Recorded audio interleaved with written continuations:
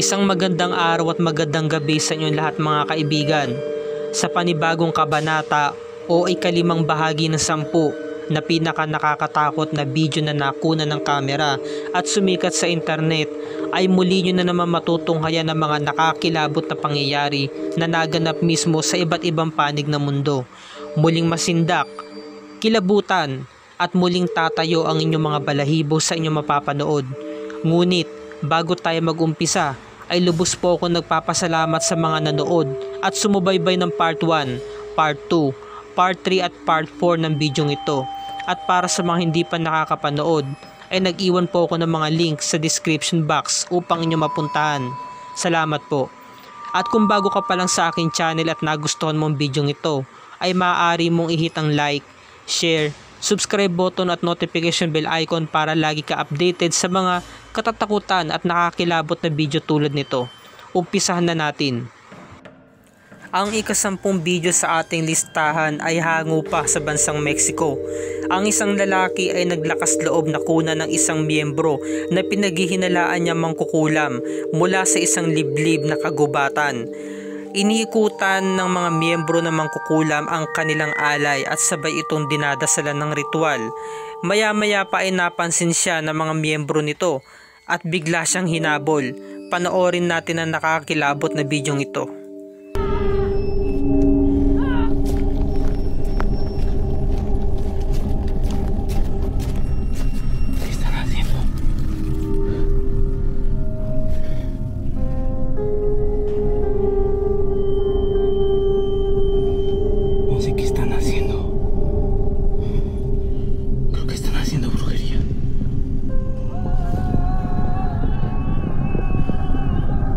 Se ven muy raros, amigo.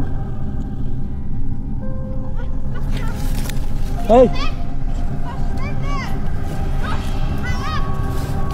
¿Qué hay problema? ¿Qué hay problema? Ahí viene.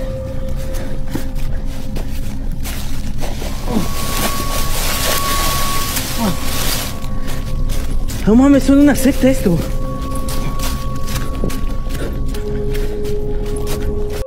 Ang pang-siyam na video sa ating listahan mga kaibigan ay hango pa ito sa isang vlogger na naglakas loob na kunan ng kanyang basement sa bisperas ng hating gabi.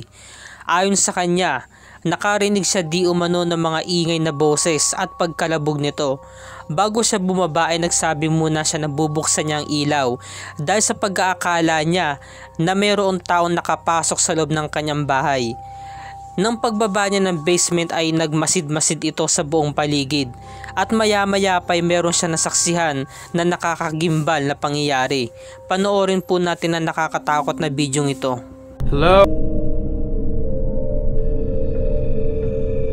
Ang pang-8 video sa ating listahan mga kaibigan ay hango pa ito sa CCTV footage kung saan na nagtatrabaho sa club ay meron siyang nasaksihan na kakaibang nilalang na nakuna ng kamera na nagmistulang parang isang customer.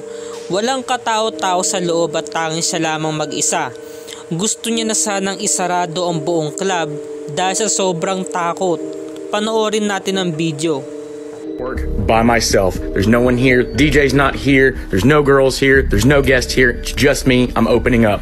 There's no one on the stage. I came over here and was looking at the camera system. There is someone standing on the catwalk. There's... Oh my... What the f*** is that? Ang isang vlogger na ito ay naglakas loob. Nakuna ng video ang subway ng Memorial Hospital sa bisperas ng madaling araw. Hinamon niya ang kanyang sarili na nagbaka sakali na mayroong mahagip na kaluluwa sa kanyang video. Ayon kasi sa mga usap-usapan, ang mga espiritu doon ay nagpapakita mismo sa pamamagitan ng kuha ng litrato, maski na rin sa video. Nang maya-maya pa ay meron itong nahagip na kakaibang nilalang na kanyang ikinagulat. Panoorin po natin ang ika-7 sa ating listahan.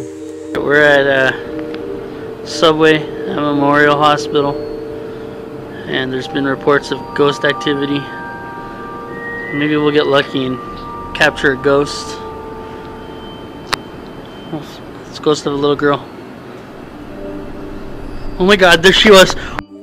Ang ika-6 na video sa listahan ay hango pa sa bansang Japan. Ang uploader ay napagtripan niyang kunan ng video ang bawat sulok ng bago niyang nilipatang bahay. Ayon sa impormasyon ay luma na raw ang bahay hanggang sa may nahagip itong isang human figure na shadow at bigla rin ito naglaho. Panoorin natin ang video. 地下の家を風呂みたいな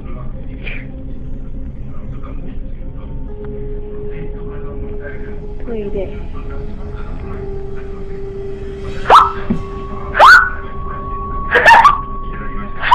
待ってどうしたのやべえ鹿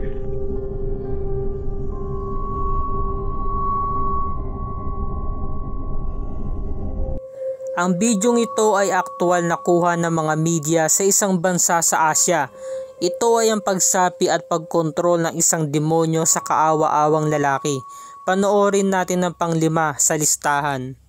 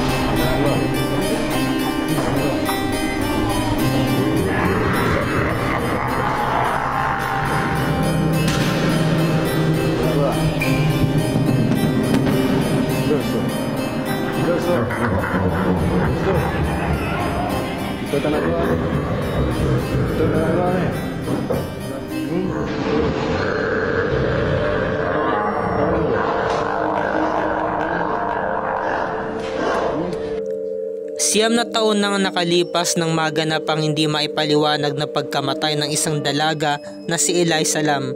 Naging viral ito noon sa mga balita maging sa internet.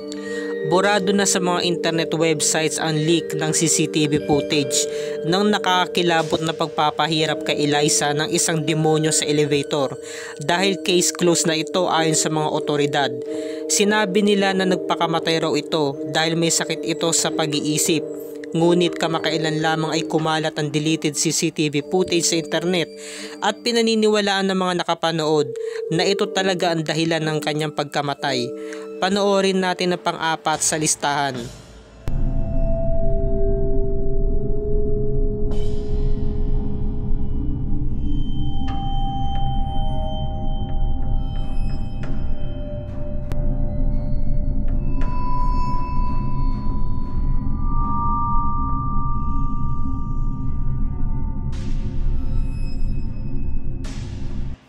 Ang ikatlong video sa ating listahan ay hango pa mula sa bansang England.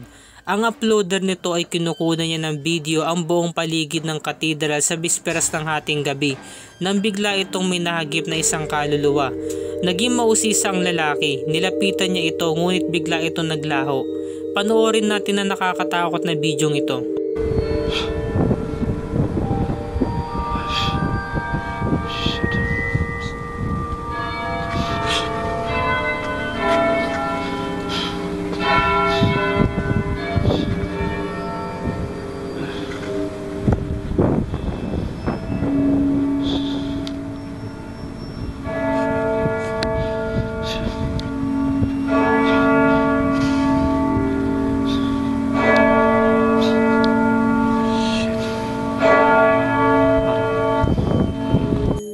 Ang ikalawang video na inyong mapapanood ay hango pa sa TikTok account na Dino Nugget 741. Ang lalaki sa naturang video ay narecord niya ang mga nagaganap na paranormal sa loob ng kanyang tahanan. Nang bigla itong may nakunan na nakakilabot na nilalang na kanyang ikinagulat at ikinatakot. Panoorin po natin.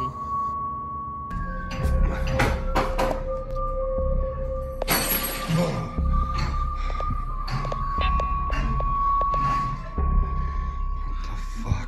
God damn it. This is getting old.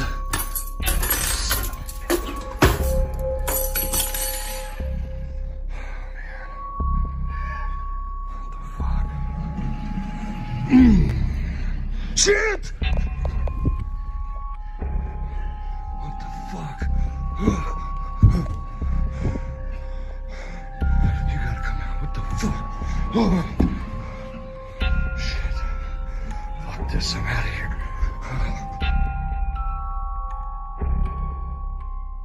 At narito na tayo sa ikaunang bahagi.